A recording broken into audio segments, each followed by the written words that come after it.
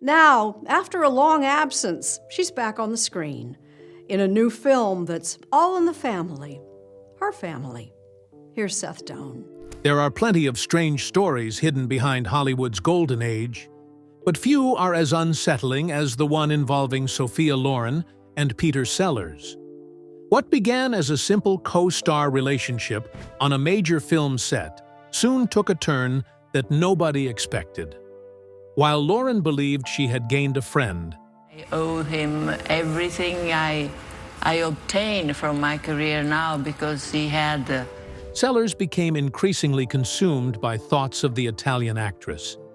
For years, rumors swirled about what really happened between them. Now, as Sophia Loren breaks her silence, the truth behind one of Hollywood's most uncomfortable obsessions comes back into the spotlight. Sophia Loren's unlikely beginning. Sophia Loren's story sounds like the kind of tale that should begin inside a grand Italian villa, surrounded by wealth, privilege, and old family prestige. But the reality was far different. Born Sofia Costanza Brigida Villani Scicolone in 1934, she technically had noble blood running through her veins. Her father, Riccardo Scicolone, came from a family with aristocratic roots. By the time Sophia arrived, though, those titles carried little weight. He worked as a construction engineer, and whatever status his family name once held did nothing to improve the lives of the people he left behind. Because Riccardo was more than an absent father, he was a man who walked away from his responsibilities entirely. After getting Sophia's mother, Romilda, pregnant, he abandoned the family, providing neither financial support nor stability. Throughout her entire life, Sophia would only meet her father 3 times. He existed more as a shadow than a parent, a distant figure whose absence shaped much of her childhood. Years later, after she became one of the biggest stars in the world, she had little interest in reconnecting with the man who had left her and her mother to struggle alone. But long before international fame, Sophia was simply a young girl trying to survive a difficult childhood. In 1938, her parents had another daughter, Maria. Yet Riccardo's treatment of his second child was even colder. While Sophia at least carried his surname, he refused to acknowledge Maria as his daughter at all. The rejection followed the family for years. Eventually, after Sophia transformed into the world-famous Sophia Loren, she reportedly had to pay her own father a substantial amount of money to legally recognize Maria and allow her to use the family name. The absence of a father left scars, but it was hardly the only hardship Sophia faced. She grew up on the outskirts of Naples, one of the poorest regions in Italy at the time. Money was always tight, and her mother worked tirelessly just to keep the family afloat. The glamorous world of film and celebrity seemed impossibly far away from the reality of their daily lives. To make matters worse, Sophia stood out among her peers for all the wrong reasons. She was unusually tall and painfully thin, and neighborhood children mocked her relentlessly. They even gave her a cruel nickname, the Toothpick. At the time, nobody could have imagined that the awkward girl being teased in the streets would one day become one of the most celebrated women on Earth. The turning point came during the summer of 1950. 15-year-old Sophia was spending time in Rome with friends when they decided to visit the Miss Italia pageant. It was supposed to be nothing more than a fun outing. Sitting among the crowd, chatting with her friends, she had no idea her life was about to change. Then a stranger approached and handed her a note. The message came from Carlo Ponti, one of the pageant judges. Older, influential, and already a successful film producer, Ponti was immediately struck by Sophia's beauty. He encouraged her to enter the competition. For many teenagers, such attention might have been intimidating. But Sophia had spent her entire life hearing her mother tell her she was destined for something greater. For the first time, That possibility felt real. Entering under the name Sophia Lazzaro, she stepped onto the Miss Italia stage with no experience and no connections. Yet she quickly stood out, earning the title of Miss Elegance. It wasn't the top prize, but for a first-time contestant, it was a remarkable achievement. More importantly, it opened a door. Carlo Ponti saw far more than a beauty queen. He saw potential. Soon he began casting her in films and guiding her early career. Before long, he gave her a new screen name, Sophia Loren. With Ponti's influence behind her, her rise seemed unstoppable. Yet their relationship would soon become more complicated than either of them could have imagined. At first, Sophia insisted their connection remained professional. But as the years passed and she grew into adulthood, the bond deepened. By the time she was 19, they had become romantically involved. For Sophia, the relationship represented more than love. Having grown up without a dependable father, she longed for the stable family life she had never known. She wanted permanence, commitment, and a future built on loyalty. There was just one problem. Carlo Ponti was already married and had 2 children. And in deeply Catholic Italy, divorce was illegal. The future Sophia dreamed of suddenly seemed impossible. Yet while her personal life grew increasingly complicated, another dream was beginning to take shape, one that stretched far beyond Italy and pointed directly toward Hollywood. When stardom became a nightmare, Sophia Loren became one of the biggest stars in the world. But nothing about her success was handed to her. Every bit of it was earned through relentless hard work. Between 1950 and 1955 alone, she appeared in an astonishing 35 films. It was the kind of schedule that would exhaust almost anyone, but at first, she embraced it. She was young, ambitious, and determined to make the most of every opportunity that came her way. For a while, the pace seemed manageable. Then one night, everything changed. Loren was lying in bed when she was suddenly overcome by a terrifying sensation. She could not catch her breath. The attack seemed to come from nowhere, leaving her convinced that something was seriously wrong. Fearing she might have developed asthma, pneumonia, or another dangerous illness, she immediately sought medical help. Her doctor quickly identified the real problem. The years of non-stop work, pressure, and anxiety had finally caught up with her. What she had experienced was a severe panic attack. It was a wake-up call she could not ignore. From that point forward, Loren became far more careful about balancing her career and her well-being. Never again would she take on such an overwhelming workload in such a short period of time. Yet the pressures in her life extended far beyond movie sets and filming schedules. By then, Carlo Ponti had become the most important person in her life. It is difficult to pinpoint exactly when their relationship shifted from mentor and protege to something more romantic. Somewhere between Loren's mid-teen years and early adulthood, their bond deepened into a love affair. To Loren, Ponti represented something she had never truly experienced growing up: stability, guidance, and unconditional support. The affection and reassurance she longed for from her absent father seemed to come from him instead. For Ponti, Loren was equally extraordinary. He saw her not only as a beautiful young woman, but as a rare talent destined for greatness. But no amount of love could shield them from the controversies surrounding their relationship. When Loren was just 19 years old, Ponti gave her a ring. Both of them understood exactly what it symbolized. There was only one problem.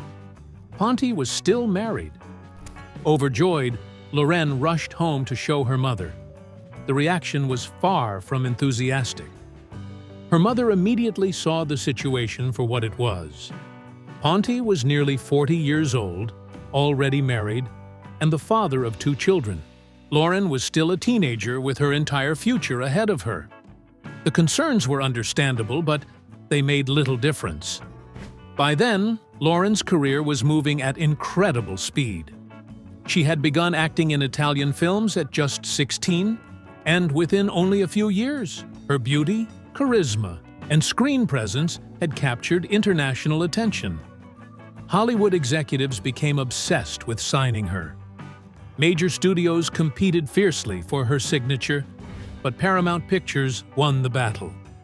The studio offered her a lucrative 5-picture contract and brought her to Hollywood, introducing her to a world she had only dreamed about.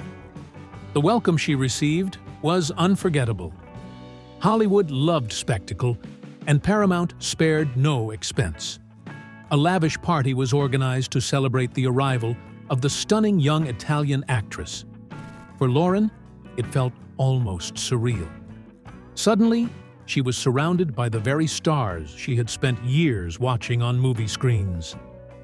Then, midway through the evening, another famous guest arrived. The atmosphere in the room shifted instantly. Jane Mansfield entered the party fashionably late and immediately became the center of attention. As she made her way toward Loren's table, conversations stopped and heads turned.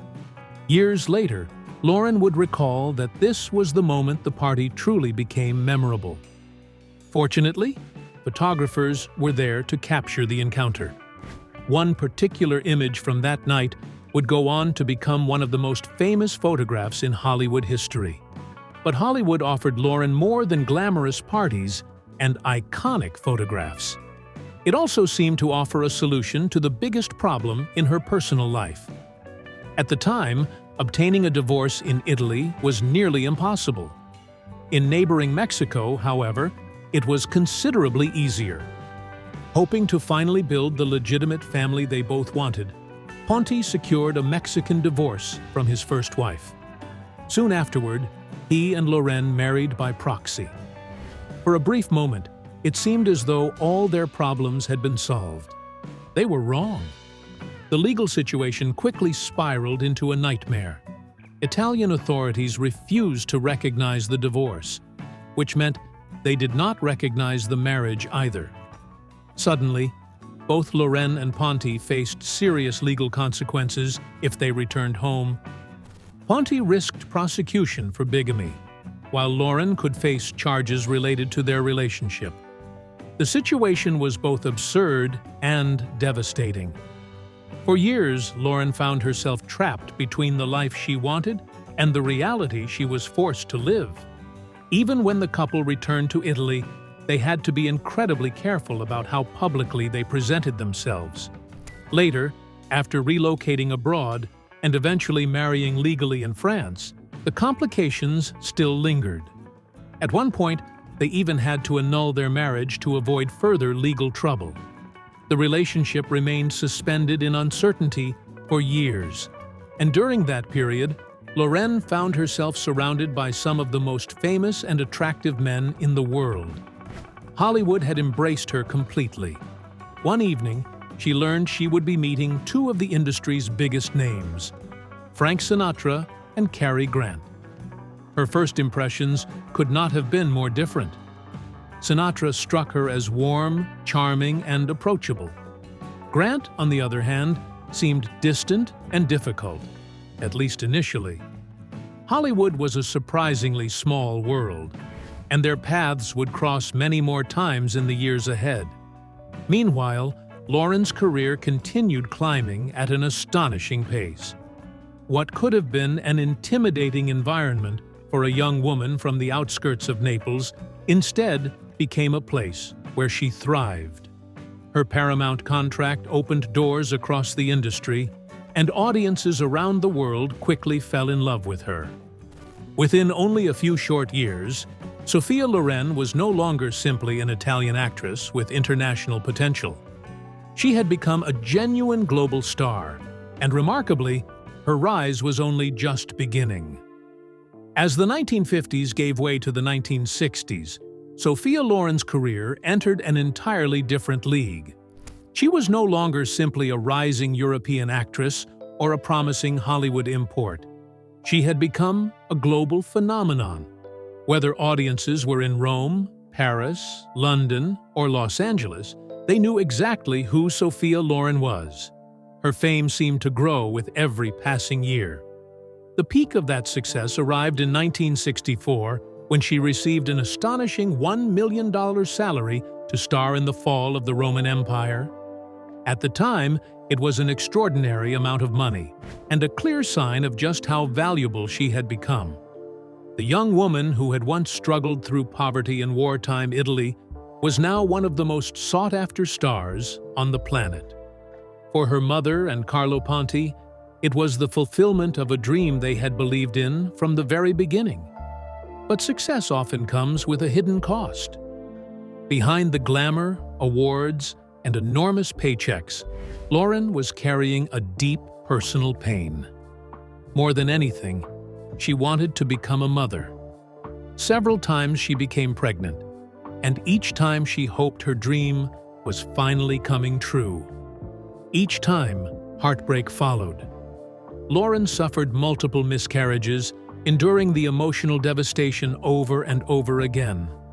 While the world saw a woman who seemed to have everything, she was privately struggling with a loss that money, fame, and success could not heal. Unfortunately, she was not allowed to suffer in private.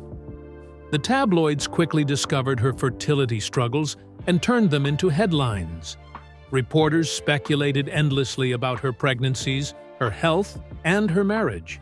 If they were not discussing her miscarriages, they were dissecting her complicated relationship with Carlo Ponti, investigating tax-related controversies, or fueling rumors about a supposed romance with Cary Grant. Like many stars before her, Loren found herself trapped under a microscope, with some of the most painful moments of her life becoming public entertainment. At the same time, she was also learning that not every Hollywood legend was easy to work with. In 1960, Loren was thrilled to learn she would be starring alongside Clark Gable, one of the most famous actors in movie history. Like millions of people around the world, she had admired him for years. Naturally, she expected to be working with a tireless professional. Instead, she got a surprise. Everything seemed normal until the first day of filming reached 5 o'clock in the afternoon. The moment the hour arrived, Gable simply stopped working. No matter what scene was being filmed or how much work remained, his day was over. Loren quickly discovered that by that point in his career, Gable had earned enough status to operate entirely on his own terms. Once the clock struck 5, he was gone. For someone like Loren, who had spent years pushing herself relentlessly and working non-stop to build her career, the attitude was difficult to understand. She respected hard work, and Gable's relaxed approach left her unimpressed. Still, compared to what came next, Clark Gable seemed easy to handle. Then came Marlon Brando. From the very beginning, the relationship was tense. One of the first times Brando met Loren, he reportedly walked into her dressing room, looked around at the artwork decorating the walls, and immediately launched into an unsolicited psychological analysis. Instead of introducing himself politely, he suggested she was emotionally troubled and needed professional help. It was an astonishingly rude way to greet a colleague. Unfortunately, things only became worse.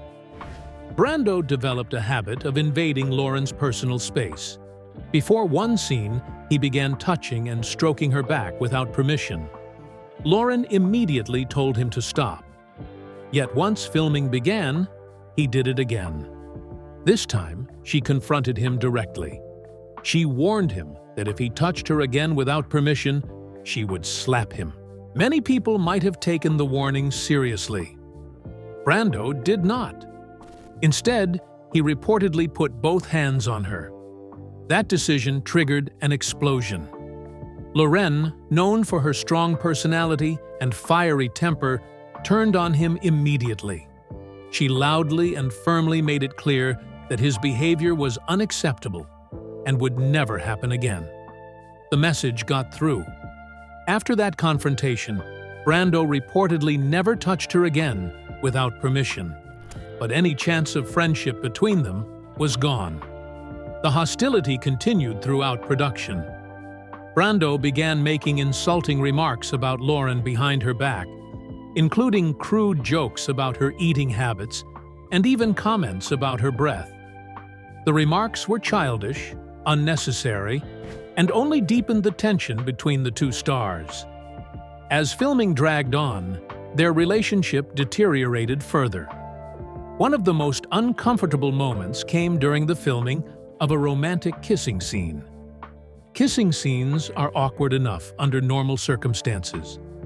Actors must perform intimate moments while surrounded by cameras, lights, directors, and dozens of crew members.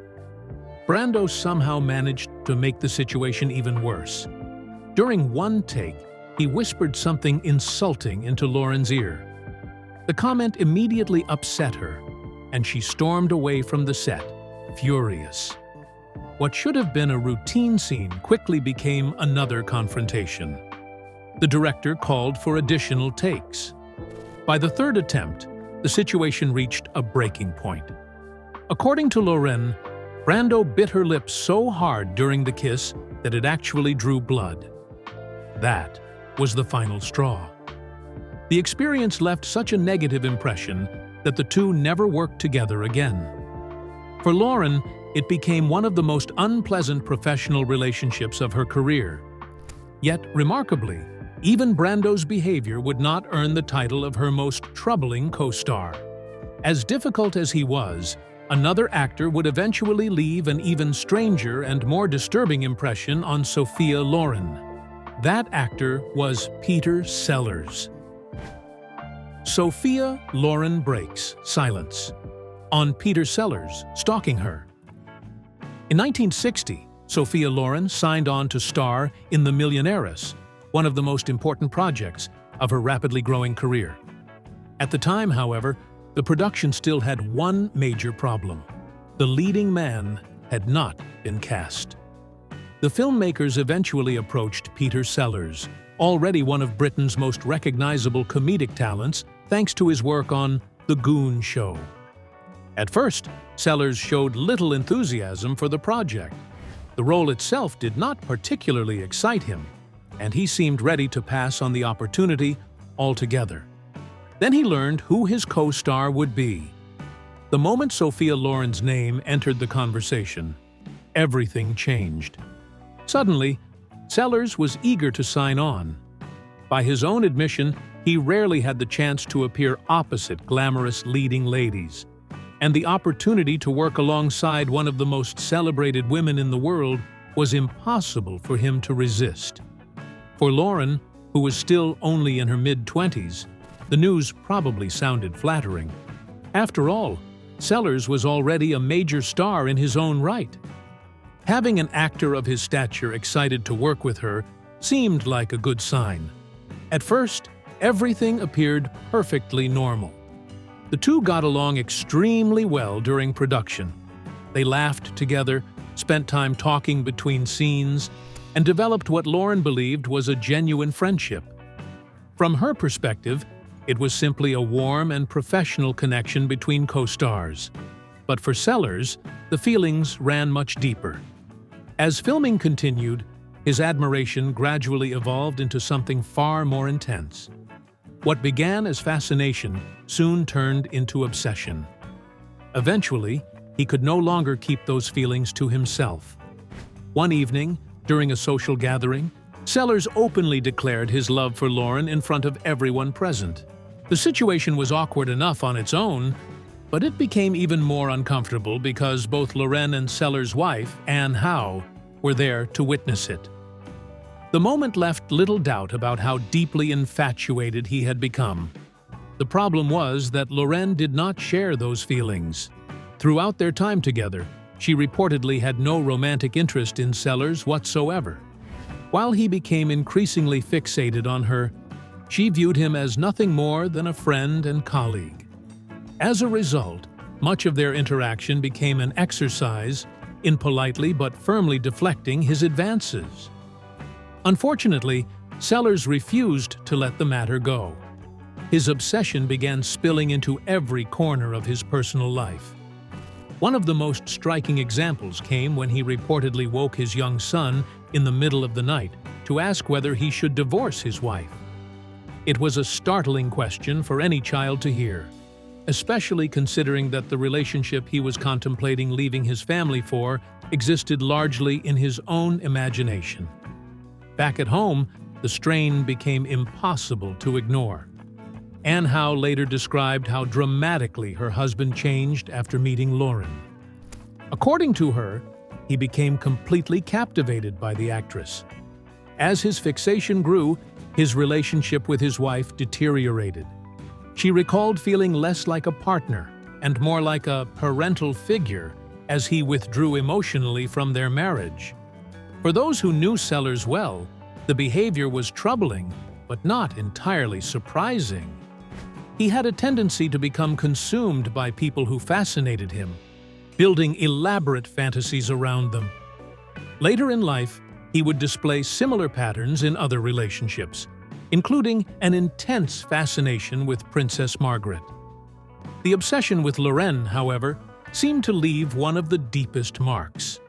Its influence lingered for years. When Sellers later married actress Britt Ekland, the shadow of Sophia Loren reportedly still hovered over his life. At times, he even compared Ekland to Loren, encouraging her to alter her appearance and behavior in ways that reminded him of the Italian actress.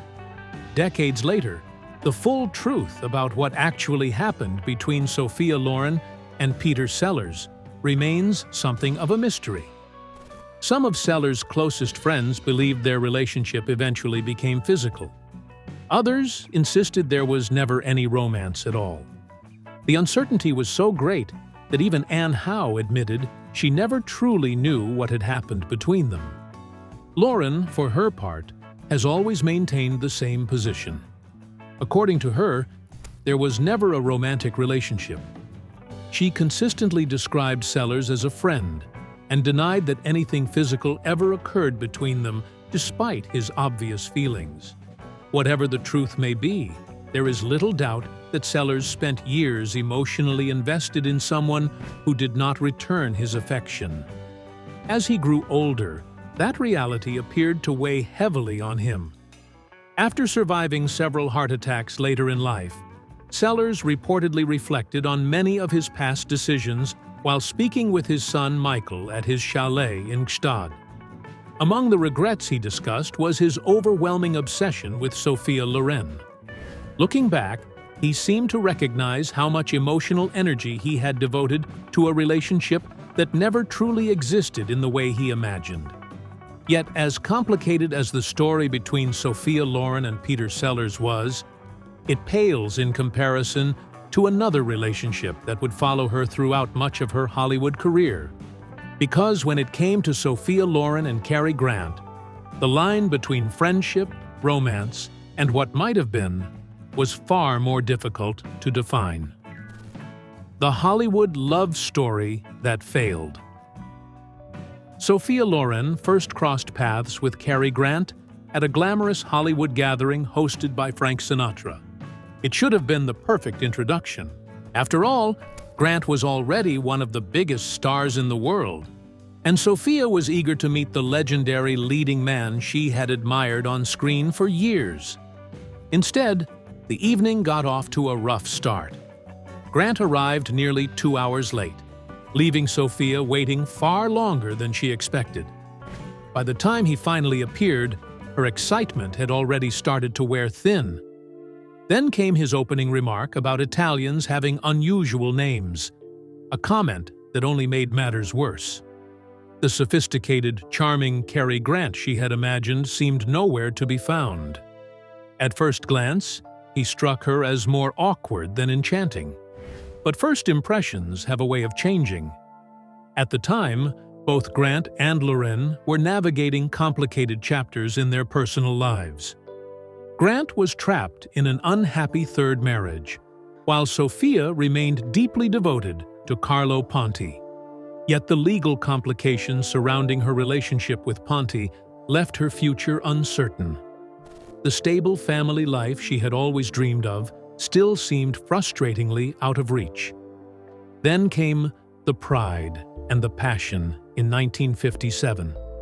Working together day after day transformed their relationship. What began as an awkward introduction slowly evolved into a genuine connection. As filming continued, Grant opened up to Sophia in ways few people ever saw.